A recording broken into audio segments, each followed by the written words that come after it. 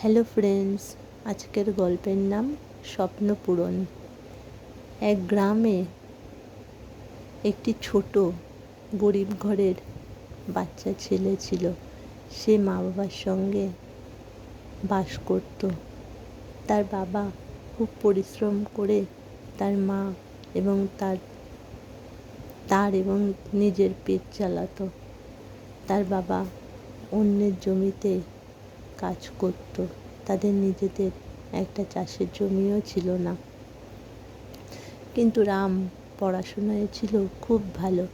গ্রামের পাঠশালাতেই সে পড়াশুনো করত আর স্বপ্ন দেখত অনেক বড় হবে, এই স্বপ্ন দেখত। সে স্বপ্ন দেখত সে বড় হয়ে ডাক্তার হবে, কিন্তু কিভাবে হবে? সে তার বাবাকেও জানায়, বাবা, আমি বড় হয়ে ডাক্তার হতে চাই। কিন্তু বাবা বলে, তুই যে গরিব ঘরের ছেলে, তুই কিভাবে ডাক্তার হবি? তোকে আমি কেমন করে ডাক্তারি পড়াবো? কিন্তু রাম কিছুতেই এটা মানতে চায় না যে সে ডাক্তার হতে পারবে না। এটা যেন তার রক্তে মিশে গেছিল যে সে অবশ্যই ডাক্তার হবে। তারপর একটা সময় তার বাবা বড় একটা অসুখে পড়ে। বেশ কিছুদিন পর তার বাবা মারাও যায়। এখন তার মা আর রাম দুজনে বাবা বেঁচে থাকতে যেভাবেই হোক দুটো অন্নের জোগাড় হয়েই গেছে। কিন্তু এখন তো আর বাবা নেই, এখন কিভাবে সংসার চলবে? তাই তার মা লোকের বাড়িতে ঘর ঝাড় দেওয়া, বাসন মাজার কাজ ধরল। ওই কাজ করে মাসে যে মাইনে পেত সেভাবেই মা আর ছেলের পেট চলে যেত। কিন্তু পড়ার খরচা কিভাবে উঠবে? তখন রাম বড় রাস্তার ধারে একটা চায়ের দোকানে বাসন মাজার কাজ ধরল। বাসন মাজার কাজ করে সে নিজের পড়ার খরচা চালাতো। তারপর গ্রামের পাঠশালার পড়া শেষ করে যখন হাই স্কুলে গেল, তখনও সে ওই চায়ের দোকানে বাসন মাজার কাজ করলো। কিন্তু হাই স্কুলের পড়াশুনোয় বই, খাতা, পেন, পেন্সিল কেনায় অনেক খরচা।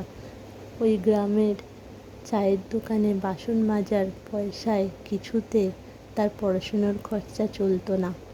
তারপর কি করলো সে? একটা নিজেরই ছোট চায়ের দোকান দিল। সেই চায়ের দোকানে সে নিজেই চা বানিয়ে বিক্রি করতে লাগলো। এইভাবেই ওই চায়ের দোকানের পয়সাতেই তার হাই স্কুলের পড়াশুনো ঠিকভাবে চলতে লাগলো। তারপর হাই স্কুলের পড়াশুনো শেষ করে ভালো নাম্বার পেয়ে সে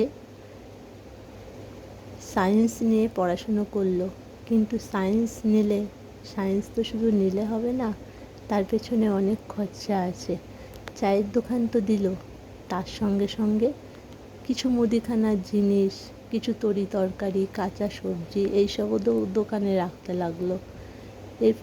এর ফলে কী হলো, ইনকামটা আর একটু বাড়লো। এইভাবে সে সায়েন্স নিয়ে পড়াশুনো করলো এবং কলেজে ভর্তি হলো, মেডিকেল কলেজে। কিন্তু মেডিকেল কলেজে ভর্তি হওয়াতে খরচা আরও বেড়ে গেল। তার মা সেই বাসন মাজা, ঘর মোছার কাজ করে চলেছে, আর সে নিজের পড়াশুনোর দিকে খুব মনোযোগ সহকারে নজর দিয়েছে। সে চায় বড় ডাক্তার হতে, তারপর তার মাকে খুব ভালো রাখতে। ওই ঘর মোছা, বাসন মাজার কাজ তার মাকে আর সে করতে দিতে চায় না। তারপর বিজনেসের সঙ্গে সঙ্গে রাম কী করলো, একটা পার্ট টাইম একটা জবের জন্য অ্যাপ্লাই করলো। জবটি সে পেয়েও গেল, যেহেতু সে ভালো স্টুডেন্ট ছিল। মেডিকেল সায়েন্সের স্টুডেন্ট ছিল, তার জন্য সে জবটি পেয়েও গেল। সে সেই জবটি করতে লাগলো এবং পড়াশুনোও তার চলতে লাগলো। এইভাবে একটু একটু একটু করে রাম একদিন ডাক্তারি পাশ করলো। তারপর ওই গ্রামেতেই একটা ছোট চেম্বার সে খুলে সেখানেই ডাক্তারি করতে লাগলো। যত গরিব ভাই বোন মা বাবা প্রত্যেকের সেবাই সে করেছে। বিনা পয়সাতেও কত লোকের চিকিৎসা সে করতো। এইভাবেই রাম একদিনকে মস্ত বড় ডাক্তার হলো। তারপর গ্রামেতেই মেন রোডের পাশে যে বড় সরকারি হসপিটাল ছিল, সে সেখানে চান্স পেল। এখন রামের জীবনে আর কোনো অভাব নেই। তার মাকেও আর ঘর মোছা বাসন মাজার কাজ করতে হয় না। এখন সে একজন বড় ডক্টর। Thank you friends. এইভাবেই তার স্বপ্ন পূরণ হলো। Thank you.